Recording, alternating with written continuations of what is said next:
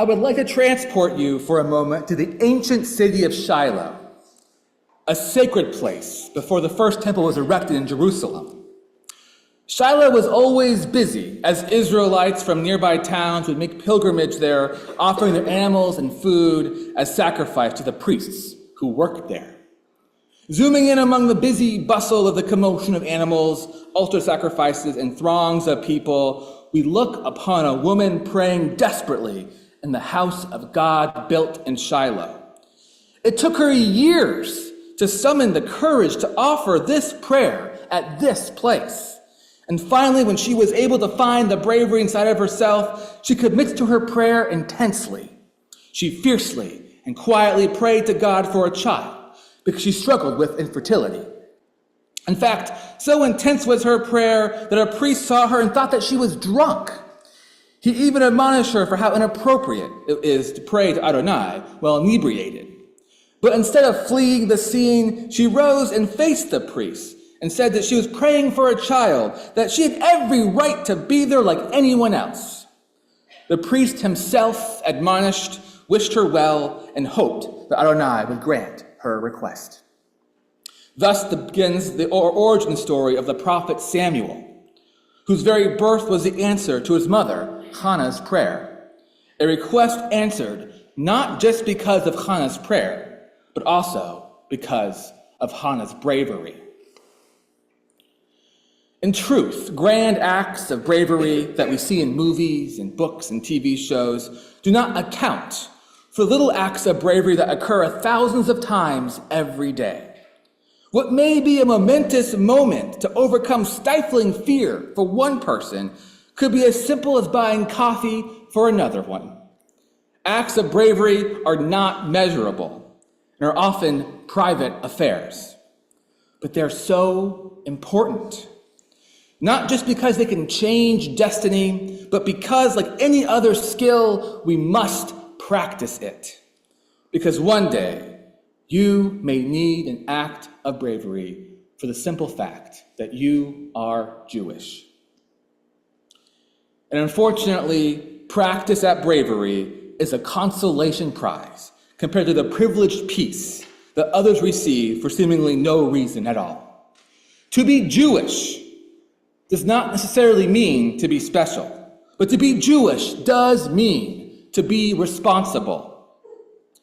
That responsibility takes us down roads that are difficult to muster, and how we handle ourselves in the face of adversity often comes down to how often we practice these little acts of bravery. And this reminds me of a specific moment of Queen Esther of Persia, as she witnessed from a front row seat the active destruction of her people, of our people. Her husband, the king, had no idea she was Jewish. As he openly listens to the court official Haman's plan to destroy the Jewish community in the land of Persia, her uncle Mordecai sends her a letter that says, "You must summon the courage to talk to the king and tell him, Esther, that you are Jewish." And Queen Esther agrees. But her act of bravery is not a straight line. For her, it's not just about telling the king she is Jewish, but designing a moment where the king understands what it means to be Jewish. And so she invites the king and Haman to a feast.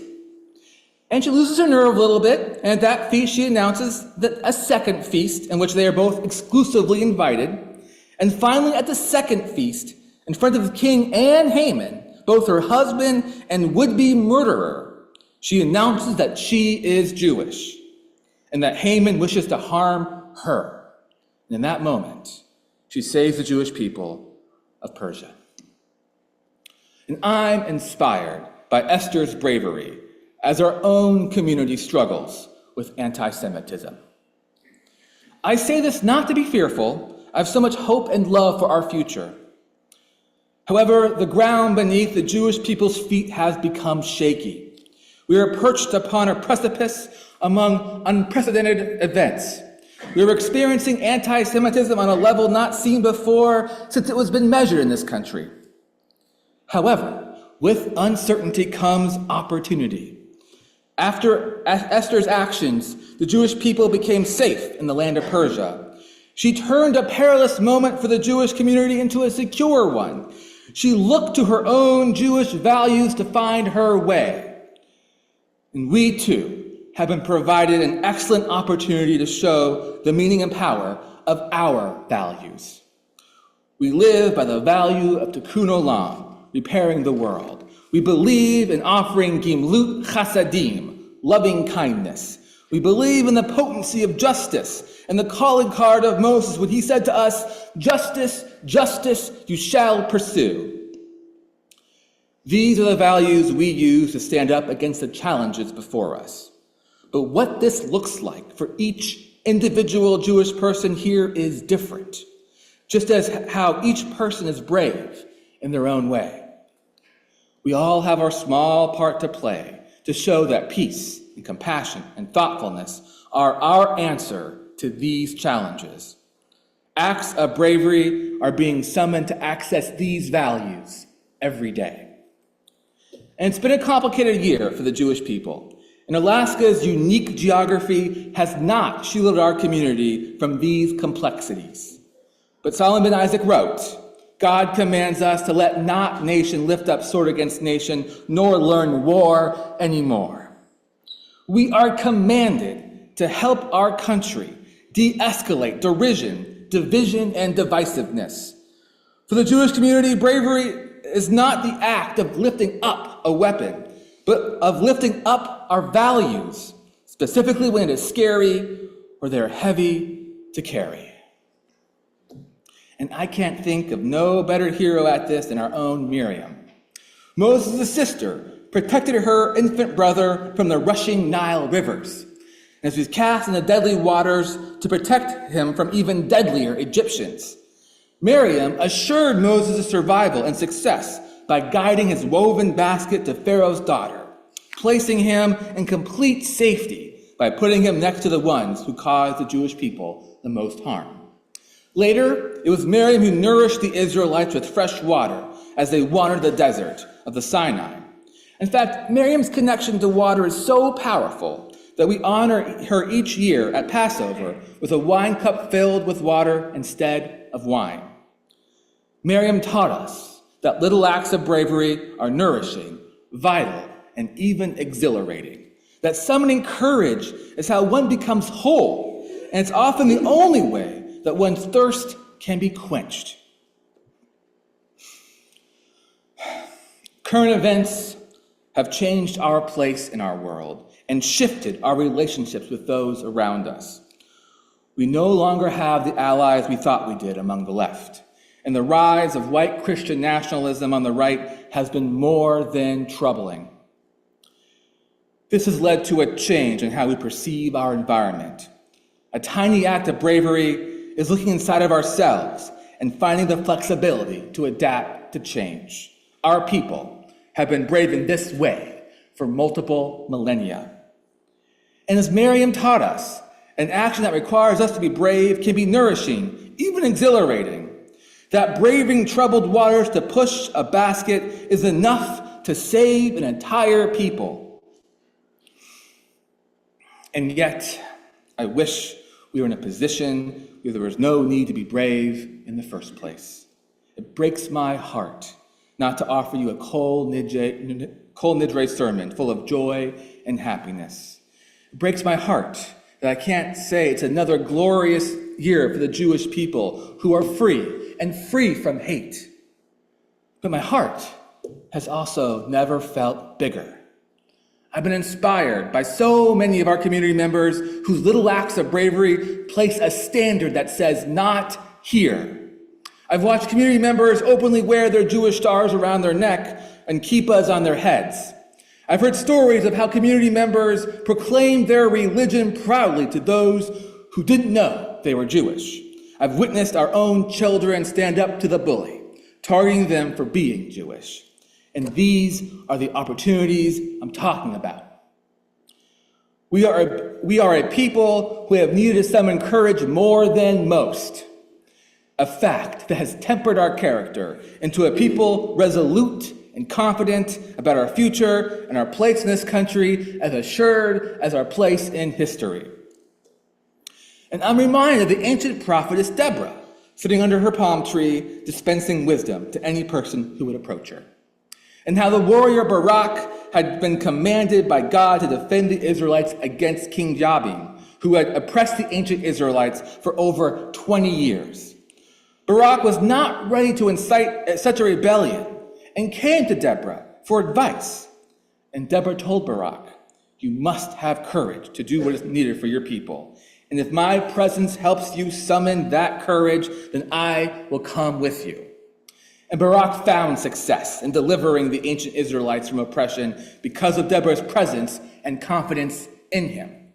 And Deborah taught us that one does not have to summon courage alone, and that bravery can be contagious. You do not have to summon tiny acts of bravery by yourself. I believe that every single person in this sanctuary is as wise as Deborah, that a tiny act of bravery is never trivial and should never be treated as so. Deborah did not admonish Barak or make him feel small for sharing his fears. Instead, she offered a way to soothe his fears so his bravery could shine through his misgivings. And that is what we can do for each other. Bravery, no matter how tiny, can shine brighter than the sun. Whether it's offering a prayer, sharing an important part of your destiny, or navigating troubled waters, Deborah teaches us that we are allowed to ask for help, and those who help make acts of bravery glow even brighter. A light that can be the beacon for others to be brave as well. And I have needed to find my own courage as I stand up to the anti-Semitism our community has experienced in the past. Because an act of hate, even only motivated by ignorance, must have a response so it does not grow. But this isn't where our tiny acts of bravery are needed. It's so much better to prevent anti-Semitism than to respond to it. And as a single person, it's impossible for me to prevent it. But as a community that believes in the sacred work of repairing the world, of offering loving kindness and upholding justice, we can easily prevent it. And I believe that the answer to problems like anti-Semitism is not less, but more Judaism. The truth is, our very safety is often reliant upon the decency of people who are not Jewish. And we must model the decency we want to see in others, not because we're beholden to others, but because that's what our values dictate us to do. But there's more that we can do. Like Queen Esther, we can let our friends and colleagues know that we are Jewish. It's easy for a person to diminish Judaism when they don't know anyone who is Jewish, but relationships shield us from ignorance. Our non-Jewish friends and colleagues can be just as brave as we are if we show them the way. I even encourage you to bring them here. Let them know that our Shabbat services are welcoming to all. Next, let us bring more good into the world. Like Miriam, if this requires bravery, may we find it nourishing. A brave act isn't just overcoming fear, but a celebration of what we can accomplish. The knowledge that comes from overcoming fear is the confidence that propels us to do it again. This is an exhilarating act that makes us feel whole. Let us give back to our greater community. Let's volunteer, join public boards, offer our skills to make our community a welcoming and giving place. And like Deborah, remember that we can ask for help, and help should be freely given. And finally, like Hannah's prayer, remember that a tiny act of bravery can be a moment of destiny. That your single and tiny act of bravery may have repercussions beyond anyone's understanding, especially when it comes to preventing anti-Semitism. We are not a people lost to the wandering of history, but a resolute and confident people who know how to be free, even if we're not free from hate. We have Hannah, Queen Esther, Miriam, and Deborah to inspire us, and we have each other for support. We live in a beautiful place. So let us embrace the beauty so that next time this year, I can report a glorious future for our people. A people who chose to be brave, to be kind, who chose to be courageous, to be compassionate, who chose their Jewish values and showed others the power those values contain. Thank you.